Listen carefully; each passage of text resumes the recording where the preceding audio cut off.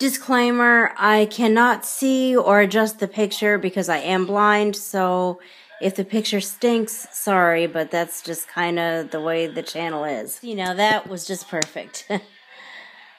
I hope that I can remember to put it that way from now on, because that's just perfect. I'm so proud of myself. I just put this iPod case on this iPod. It was really not that hard to do. That was really cool. Good morning, everyone.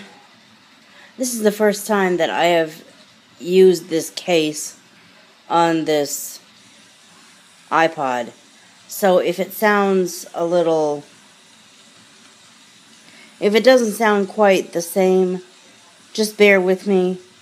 I will discover that soon enough as I listen to it.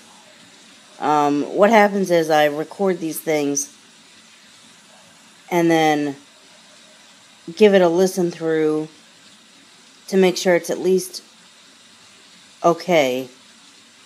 I don't know how to actually edit. I know how to create movies in iMovie, meaning record things and put one clip right after the other, because I'm doing it in iMovie instead of on the video camera itself, instead of on the video camera app itself. But I don't know how to go in using iMovie and cut out the pregnant pauses and, you know, everything else that a person does when they actually edit and make it as perfect as they can. So I just listen to it and make sure that, like I might have said before, make sure that if we have 10 clips, we have clip 1 through clip 10 all next to each other, instead of clip 1, clip 2, clip 3, clip 5, clip 4, clip 6, clip 8, clip 7, clip 9, clip 10. You know, I don't know how that happens, but sometimes it does, so I kind of have to make sure that that doesn't happen. And while I'm doing the listen through to make sure that hasn't happened, I will also notice that, geez, that just doesn't sound right. And then I'll know it's the case. I don't expect it to sound as bad as it would if I was using the bigger iPod. But if it sounds bad at all and I'm not happy with it, I'll take this case off. Because I'll know that's the case. But anyway, if it sounds a little unusual, it might be the case, and I'll find that out. And this will be the first time that you have to listen to that. If it doesn't look good, that's just a blind person making a video. It's what happens. I said that earlier. And I think that's all I need to say about the quality of this video. Good afternoon. It is 12:10. My lift is going to be here any minute to take me to the commission just for exercising right now. Well, and for getting braille paper, because I'm totally out of braille paper. And I'll explain what braille paper is and even demonstrate it a little later.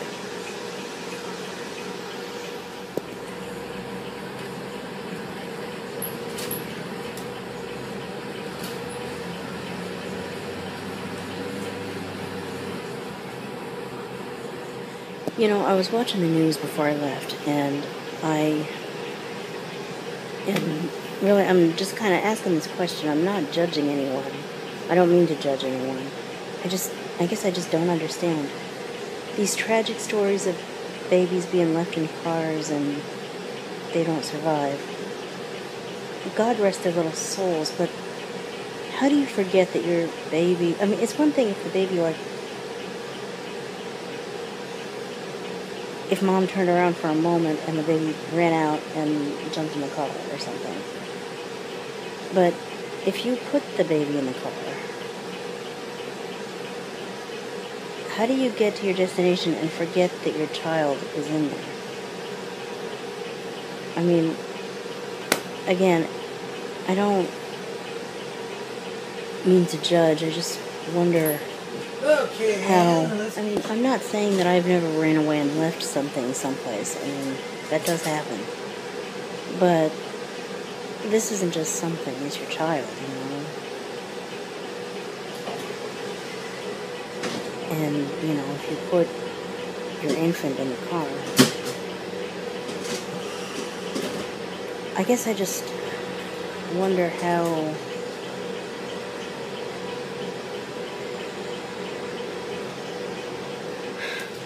maybe I just can't comprehend it, but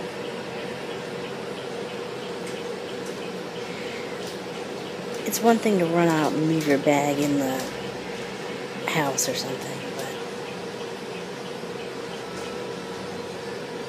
I guess I just don't understand how a thing and a child could be in the same category. Does that make sense? How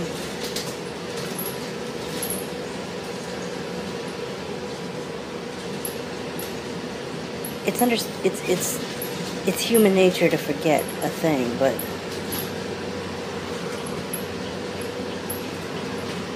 how do you forget a child?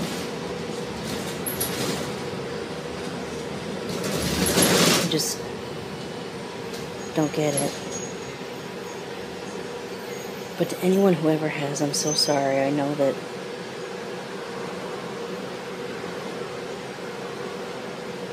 it's got to be just the most, when you suddenly realize, oh my God, I left the baby. Where is the baby right now? When it occurs to you, and then you run out and he or she is in there, and it's too late. I can't imagine how devastating that is. As much as I don't understand how it happens, the end result is just beyond heartbreaking, and I'm so sorry to anyone that it ever has happened to, or anyone that's lost their child for any reason, for that matter. I'm not a mother. I'm not going to say I know what it's like. I'm not going to say I know what it's like, because I had to put my cat down a year ago. It'll be a year next month, and as heartbreaking as that is, the love I had for that little kitty cat had to have paled in comparison to the love that a parent has for a child. Just because as precious as that kitty was to me, a baby's like 1,000 times more precious.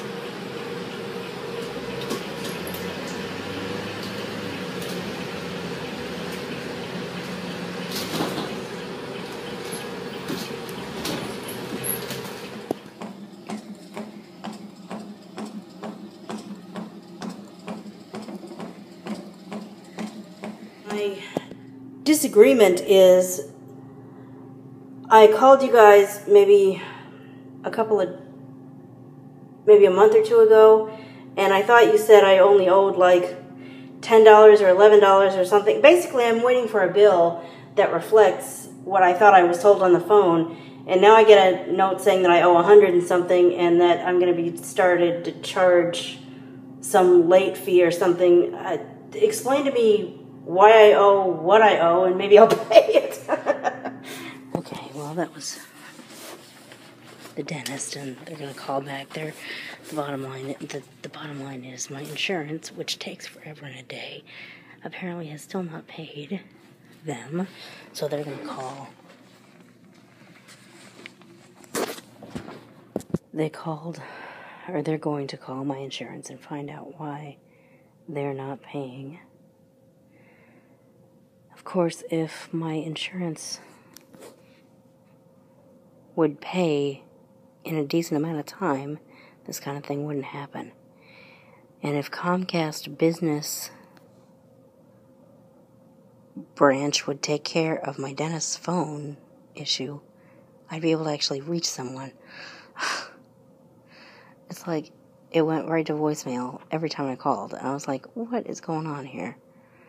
And she finally explained, when she called back, she was like, it's not that we're not in the office, it's that our phones are screwed up, and every time we get a phone call, it goes right to voicemail. There's nothing we can do about it. We've called Comcast, and we keep calling Comcast, and still it's a problem. And I'm going, jeez. If I was like the boss of this dental agency, I would almost consider changing our phone company if we could. Because that just doesn't work. Dang. Oh, speaking of phones, I've got a couple of things in mind that I can do here, and I've got about half an hour before I can expect my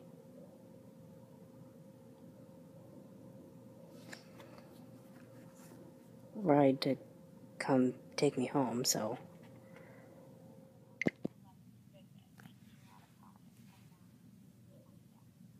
Okay.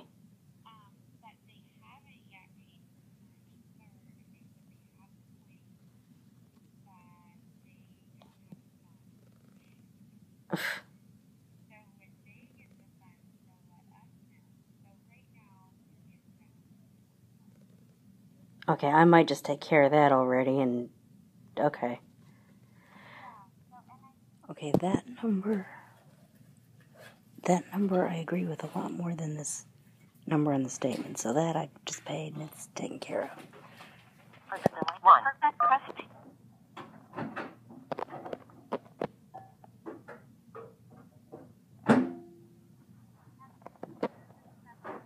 Hi, I had made an appointment and I never did write it on my calendar, and I'd like to confirm it before I miss it. August 30th at 1:30. I don't know if you can see what I'm doing here, but I'm writing it on my, if I ever find the right date, I'm writing it on my braille sense. There we go.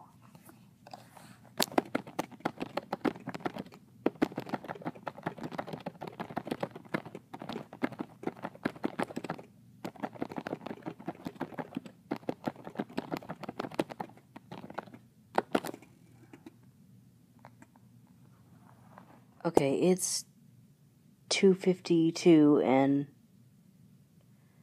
my window opens pretty shortly here, so I'm going to go back to the lobby and wait. I probably don't have to say every thing I do, but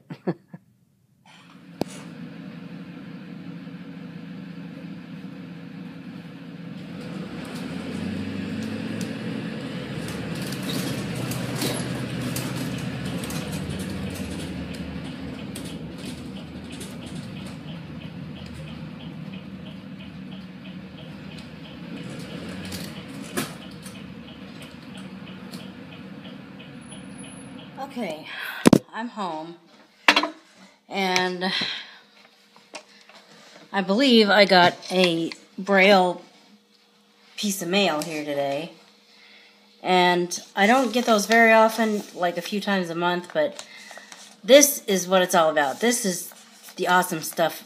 This is what's great, because obviously I'm blind, I can't read print, and so when I get something in braille, I can actually read it. And it occurs to me that not everyone even knows what braille is. Braille, I don't know if you can see this. There are dots all over these papers. And those dots are obviously tactile, and what a blind person does, this is the way we read. We put this down on the table and we read. See, these dots are letters and numbers, and it's a whole different, you look at print with your eyes. Obviously we can't read print with our eyes, so we feel the braille with our hands. The braille is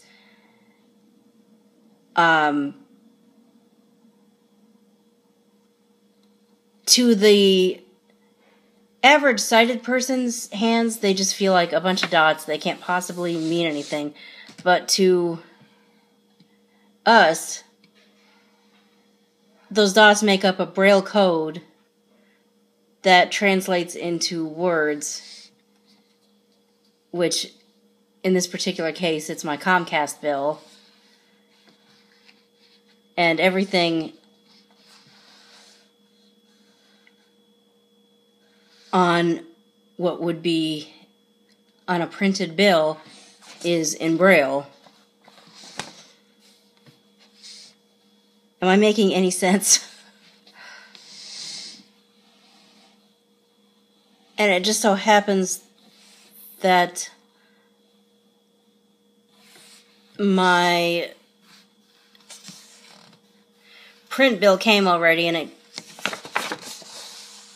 I had it read to me, so I think I have an idea of what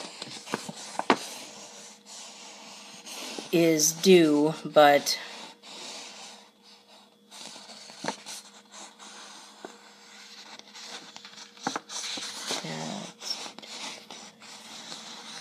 total. Yeah, that's what I thought.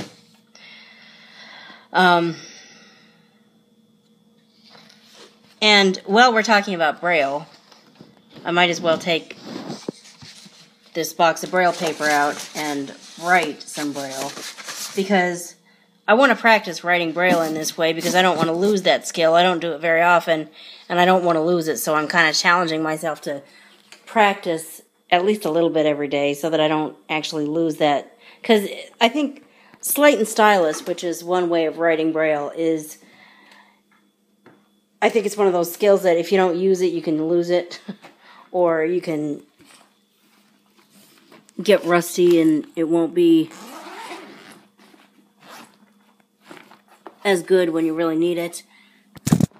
This box of paper did not come in this bag. I brought this bag to carry this box of paper in, because this box, this is like a 5 or 10 pound box of paper.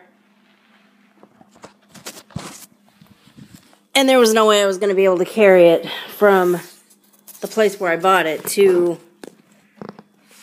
home, so I put it in this bag. And with that said, I'm going to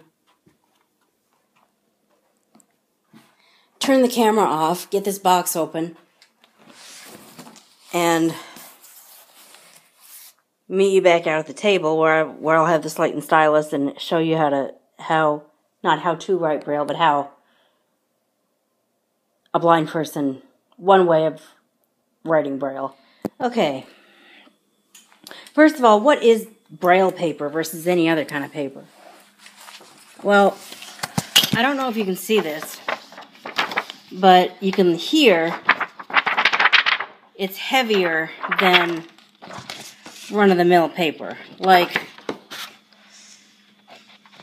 a lot of people, if you need paper, you just go to the dollar store or Walmart or the local grocery store or just anywhere and get just a run-of-the-mill notepad. And for some silly reason, I went ahead and got one of those. But, well, I got one and thought, well, what the heck, I'll just try to use the slate and stylus, which is kind of like a pencil. Well, it's not like a pencil, but it's like the simpler way, I guess, of writing braille. And I'll put the slate and stylus on this piece of paper and see if that can work. Well, it didn't. And if I can never get it out of here. That's not a perfect rip, but it doesn't have to be, because I'm just going to show you what an epic fail that is and then throw it out. I don't know what that is, but I had it in there for some reason. Okay. First of all, do you hear? Here is a normal piece of paper. Here is a piece of braille paper.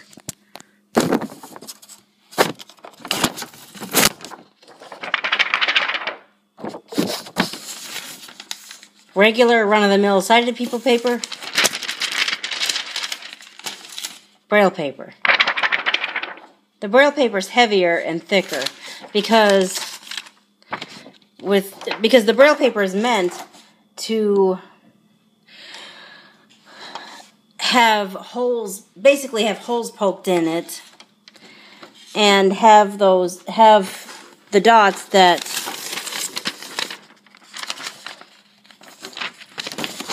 materialize as a result of having those holes poked in it stay and stick and endure. You take this piece of paper, this run-of-the-mill piece of paper, put it in the slate, and when I say put it in the slate, it means open the slate and line the paper up. I don't know if you can see what I'm doing here, but line the paper up and then put the top, the part that's open right now, down. First of all, it's kind of hard to get it to... There we go. And I'll just write... well,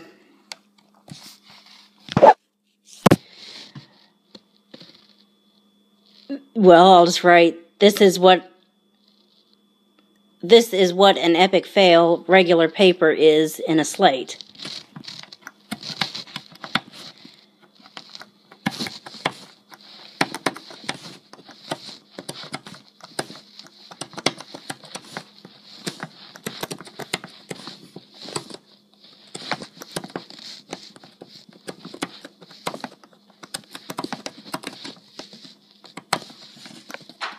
Shoot, the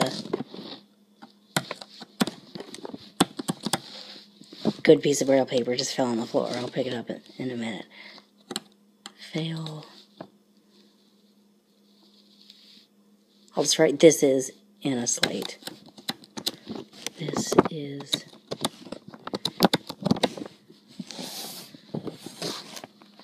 and that's the end of that line, so you come down a line.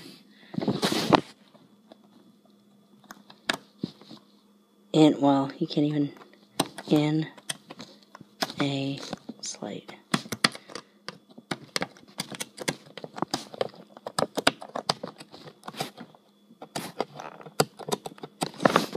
And when you take the slate off of there and turn it over and try to read this,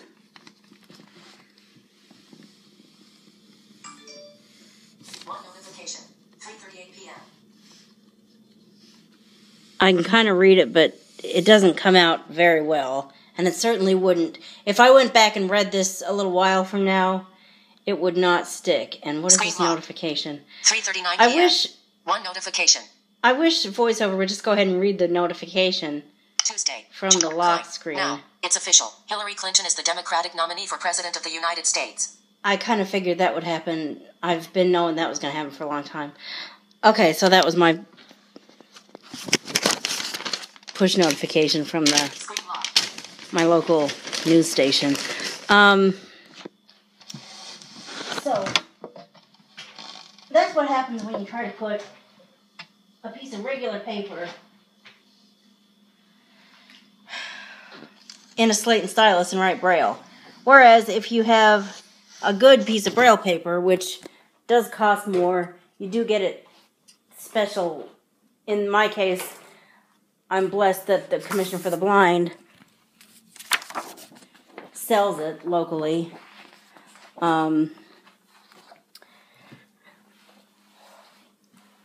If they didn't, I know of a company that I could have gotten it from. But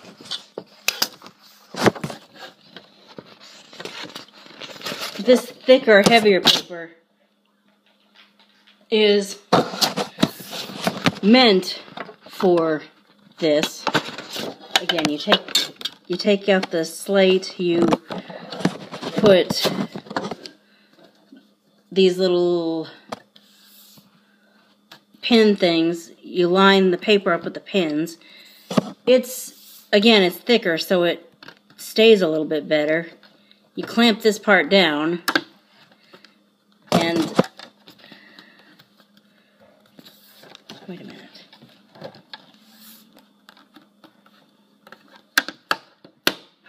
clamp it down, push it down. I forgot how hard you had to push it down.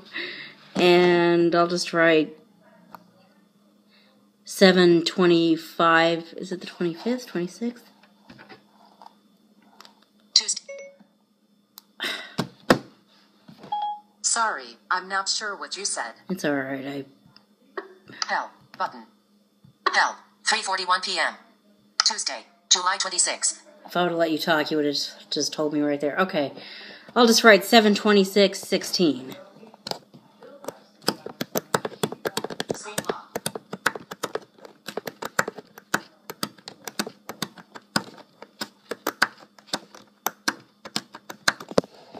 And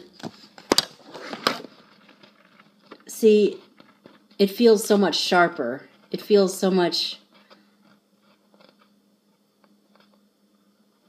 clearer.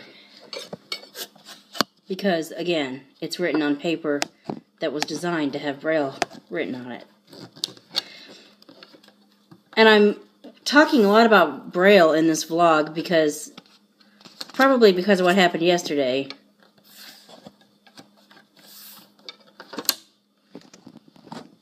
And yesterday when this happened, I really didn't vlog it. I most certainly did not live vlog. I didn't even vlog to much of an extent when I got home. But what happened yesterday basically was I tried to get unemployment stuff taken care of. And the first thing I wanted done was I wanted them sending me Braille. Because I can't read print. And the letter says, it says right there in the letter that I had to have read to me that they offer certain accommodations like translations into different languages and Braille and large print and sign language interpretation or whatever else a person might need.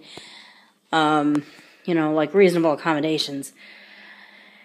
And so I, both on the phone and face-to-face, I said I would like things sent to me in Braille so I can read my own stuff.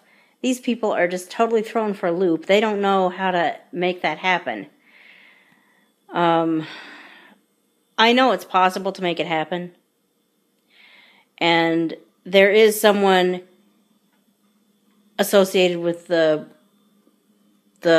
government agency that I went into yesterday. I'm not going to call it unemployment because even though unemployment and the government agency that I walked into yesterday and did the welcome process thing through are two separate entities. That whole thing is just messed up.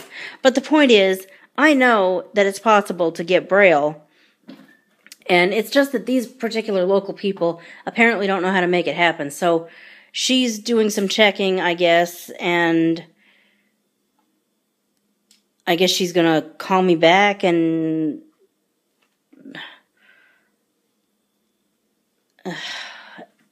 talk to me about it or ask me what I need, or I'm not quite sure what to expect. But I do know that although I am able to get people to read it to me, it's much better if I can read my own stuff. And the whole thing reminded me of a parody of a song. There was a song a couple years ago. I don't know where it peaked on the pop chart. I don't listen to American Top 40 nearly as much as I used to. I've known AT40 through a lot of its different, well, it hasn't gone through too many different formats, but God rest Casey Kasem's soul. And Ryan Seacrest, you do good. But I'm sure even you would admit that you're not Casey. But anyway, well, no one will ever measure up to Casey. But anyway, yeah. I just don't listen to AT40 very religiously, and I never, if I wanted to know bad enough, I can find out how high that song went, where it peaked. Did it hit number one? But the point is, it was called All About That Bass. Somebody who was clearly blind. I don't know if it was I don't know if it was someone associated with the National Federation of the Blind, the American Council of the Blind, just a person with a creative mind, who or how it happened, but somebody parodied it, and now there's a song.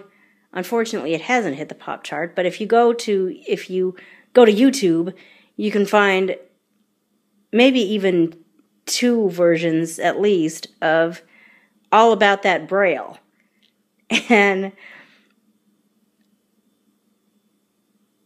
I heard it, I liked it, I enjoy it, but even though I'm not much of a singer, I kind of find myself singing it in my head in the wake of that whole thing yesterday.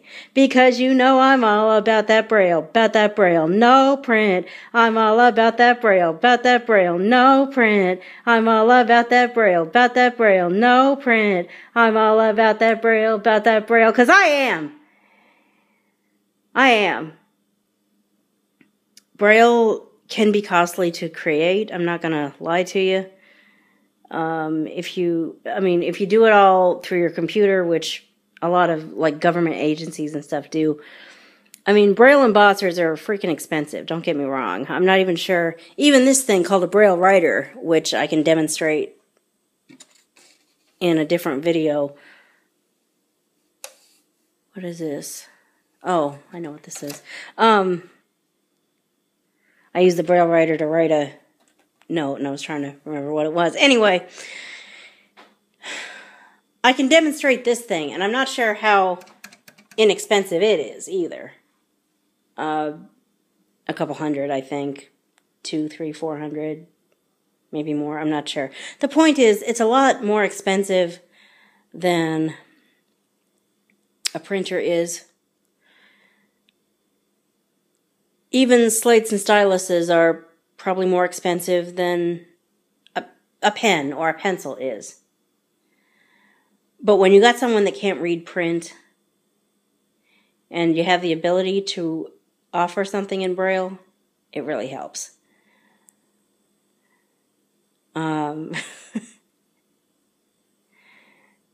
And all about that Braille I feel like it's almost my new theme, especially when it comes to these agencies that are able to get me Braille. If they want to email it to me, that's all good too. But don't send me print if you have the option to send me Braille. Which is why I have... What do I have coming to me in Braille?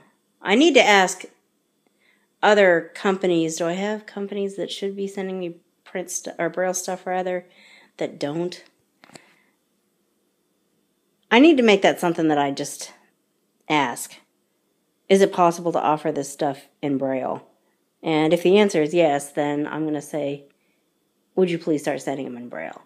Now, I can't tell them to not send it to me in print.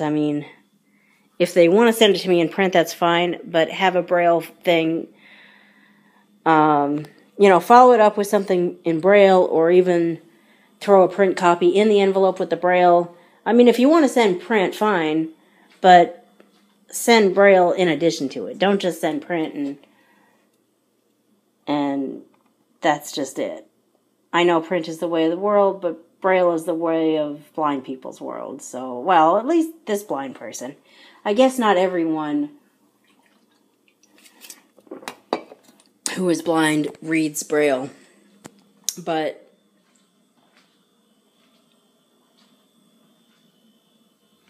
I think that they should have that option. If they lose their sight later in life and want to learn Braille, I think they should have the option to learn Braille. And if they know how to read Braille, I think they should be given the option to read Braille. And this is turning into a Life Beyond Blindness video, but you know what, that's okay, because I'm going to make a slate and stylus demonstration for Life Beyond Blindness. My Life Beyond Blindness channel, I have just outright neglected it over the past few months. I need to get it back. And I need to, if possible, connect my AdSense account. Now that I have an AdSense account, I'm so excited. We finally got that finished. We finally got the application finished yesterday, and I thought it was going to be like a week. It said you should get an email in about a week, and I got an email in a couple of hours saying, "Congratulations, your AdSense account is activated." I'm like, yes. So I'm not quite sure. I'm actually not quite sure how to move forward with that because I need to go online and read the AdSense information and find out, first of all, how to submit bank information, because I understand it's all direct deposit, and that's fine, but you don't even know what bank to send it to yet. Of course, I probably don't have to be too rushed, because even though views might mean something monetarily now, I'm still not getting a whole lot of views. Such is the life of a new YouTuber. But anyway, is it possible to have 2 channels on one AdSense account? That's one question I need to answer, because if not, then I need to get another AdSense account for, I don't know. But it looks like Life Beyond Blindness might be getting more views than this channel. I'm not going to give up either one of them, I don't think, but I kind of unofficially gave up on Life Beyond Blindness for a while. I need to breathe the life back into it. But anyway, I think I'm going to call this the end of this particular vlog, and thank you for watching, and I hope you'll like and subscribe if you are enjoying what you're seeing, and I'll see you for the next video. Bye.